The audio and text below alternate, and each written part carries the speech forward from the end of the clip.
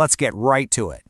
How is a $500 drone destroying a $10 million Russian tank? This isn't a hypothetical. It is the single biggest lesson every smaller nation on Earth needs to learn right now. Just look at these numbers. This is the new math of modern warfare. $500 to attack a $10 million target. This staggering, insane cost imbalance is rewriting the rules, and it's a blueprint for how to bleed a conventional superpower completely dry. What we're witnessing isn't just a series of lucky shots. It's a deliberate strategy. Welcome to the asymmetric revolution, where Ukraine has become the ultimate case study in a new era of warfare. The core of this strategy, as defined by the Carnegie Endowment for International Peace in their 2025 analysis, is a concept called strategic neutralization. Now, this isn't about total victory in the classic sense. It's about making the enemy's aggression completely futile. You paralyze their ability to win, which makes all their expensive, high-tech gear, well, irrelevant. So, how do you pull this off? You use what's being called the steel porcupine strategy. You basically turn your own territory into a death trap for any invading force. You create these persistent kill zones using cheap, high-impact tools. We're talking drones and mines. This denies the enemy the ability to group their forces for a major attack, making a conventional assault functionally impossible. You just make it so costly, so pointless to advance, that you completely erode their will to fight. And the results are absolutely devastating. According to multiple analysts cited by TechStock2, drones now account for a staggering 70% of all battlefield losses for both sides. Think about that. Drones aren't a niche capability anymore. They are the battlefield. If this is already rewriting how you see modern warfare, subscribe now. We break down the asymmetric strategies shaping tomorrow's conflicts. But here's what most analysts are still getting wrong. This isn't just about the tech.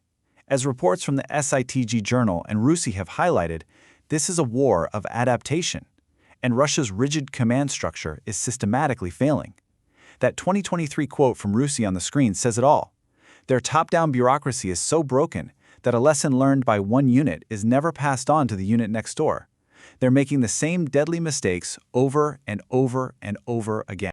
So let's dive into the weapon at the heart of this revolution and see how Ukraine built this tactical defense into a strategic offense. It all starts with the $500 drone.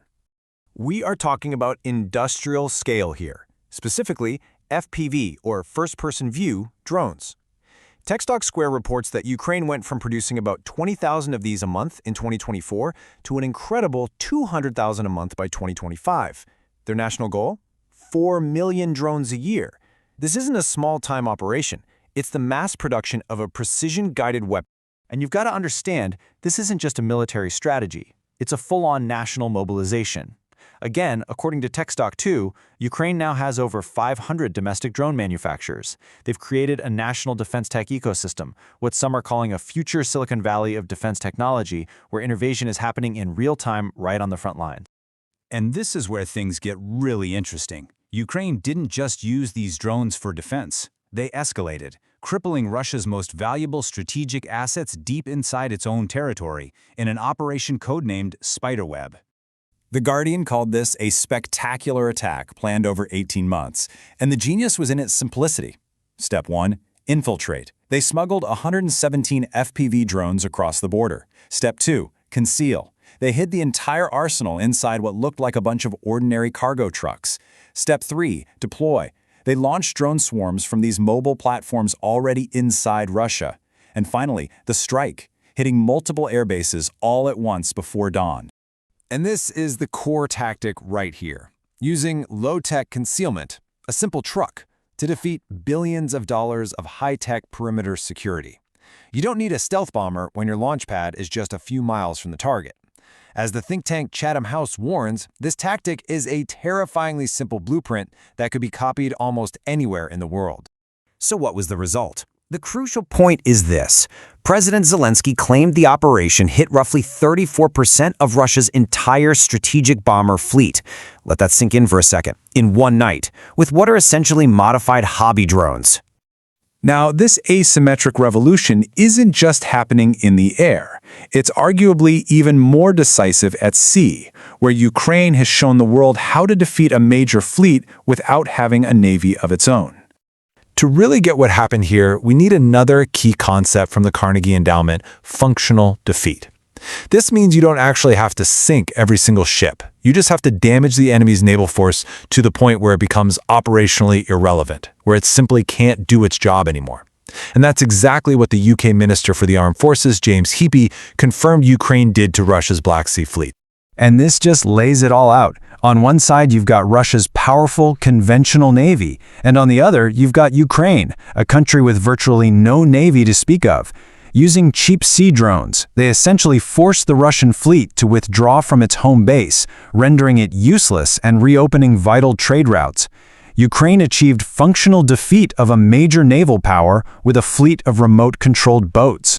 So, what does all this mean for the rest of the world, especially for places like Taiwan and for NATO itself? Well, the implications are absolutely staggering. If these lessons are opening your eyes to real Porcupine power, smash subscribe, comment drones win if Ukraine proved it, and share this video. The world needs to wake up. Analysts at Breaking Defense in Chatham House are sounding the alarm. That quote from BreakingDefense.com says it all. This drone ambush should trigger alarm bells for the U.S. military.